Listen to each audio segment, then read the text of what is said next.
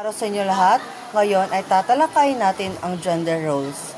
Kapag iniisip natin ang kasaysayan ng Pilipinas, madalas nating naaalala ang pakikibaka, kolonyalismo at pagkamakabayan. Pero sa likod ng mga kwentong iyon, may isa pang mahalagang istorya. Ang kwento ng babae at lalaki sa ating lipunan. Sino ba ang mas makapangyarihan? Sino ba ang sinusunod? At paano ba nagbago ang tingin ng kababaihan sa paglipas ng panahon? Bago pa dumating ang mga Espanyol, malaki na ang impluwensya ng kultura sa gender roles.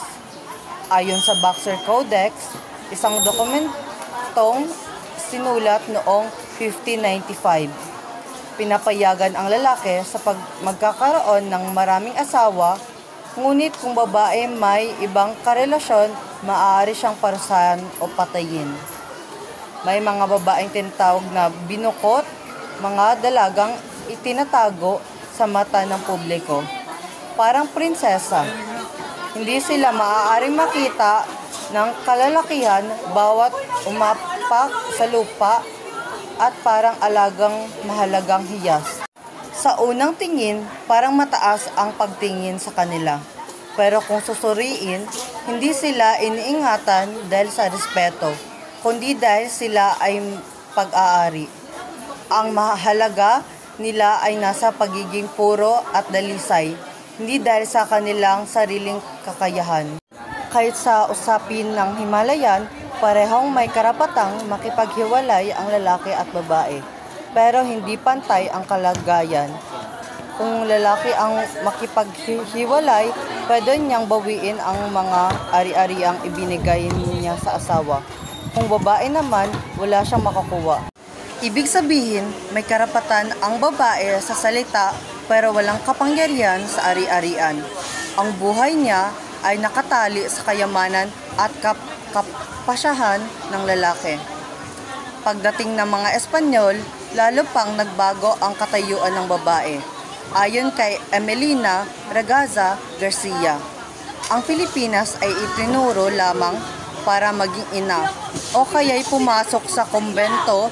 Limitado ang edukasyon, kailangan siyang maging mahinhin, tahimik at masunurin.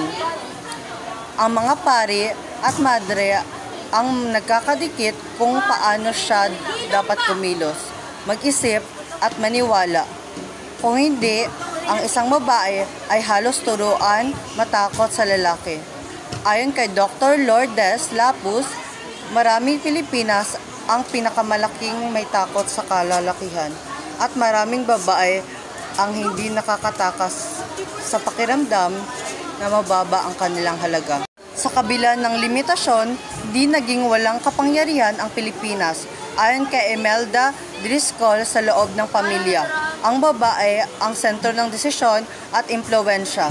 Siya ang nagtatanggol ng anak, nagdedesenyo sa tahanan at nagtatakbo sa buhay ng pamilya. Hindi man siya palaging makikita sa politika o ekonomiya, noon malakas ang impluwensya niya sa bawat tahanan at tahanan ng pundasyon ng lipunan. Ang kasaysayan ng gender roles sa Pilipinas ay puno ng pagpigil, kontrol at submission, pero puno rin ng katatagan, impluwensya at lakas. Ngayon, lumalaban ang kababaihan para sa pantay na sahod, pantay na respeto at pantay na karapatan. Pero hindi natin dapat kalimutan kung paano tayo nabuo. Sa pag-unawa sa nakaraan, mas naiintindihan natin kung bakit may stereotype pa rin ngayon. At sa pagkilala sa lakas ng kababaihan noon at ngayon, mas napapahalagan natin ang tunay na pagkakapantay. Ano-ano ang mahalagang pagbabago sa papel ng mga babae at lalaki sa napansin mo? Nagbabago ang papel ng babae at lalaki mula sa pagiging pantay noong sinaunang panahon. Naging limitado ang papel ng kababaihan sa panahon ng kolonyalismo at muling nagkaroon ng pantay na karapatan sa edukasyon, trabaho at pamumuno sa kasalukuyan. Anong panahon sa kasaysayan ng ating bansa lubos na naabuso ang karapatan ng kababaihan? Lubos na naabuso ang karapatan ng kababaihan noong panahon ng Espanyol dahil hindi sila pinayagang mag-aral, magmay-ari o maging leader.